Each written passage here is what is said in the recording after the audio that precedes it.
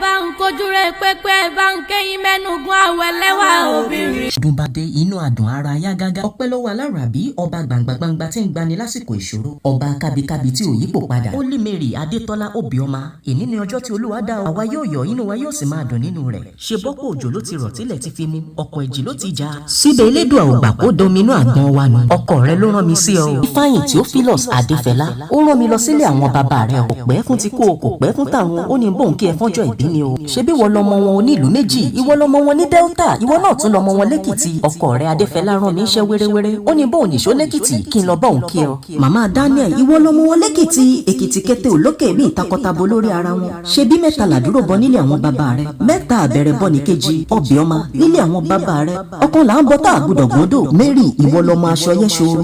irun àwọn bàbá rẹ lọmọ olóbì kan àjàsọwọ àwọn náà tún lọmọ olóbì kan àjàsọ̀rọ̀. ẹni bá jà kan àgbà kan nílé àwọn bàbá tó bí ọlọ́mọ ẹni bá já méjì àgbà méjì nílé bàbá rẹ. ṣebí koríko ló lalẹ̀ wò nílé àwọn bàbá àwọn kan pátá ló lalẹ̀ wò nílé bàbá tó bí ọlọ́mọ.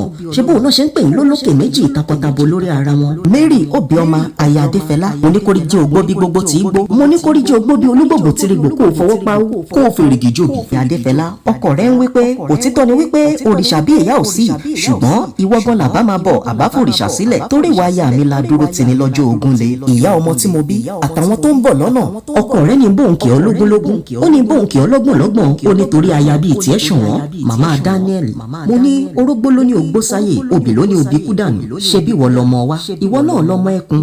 màmá Olúwa bá mi ṣe màmá Ọlá Olúwa ó ti ṣọdún yìí o mo ní bó o bá ṣọdún ni ó ṣẹ̀mí sí àṣe ìṣe tó ṣe.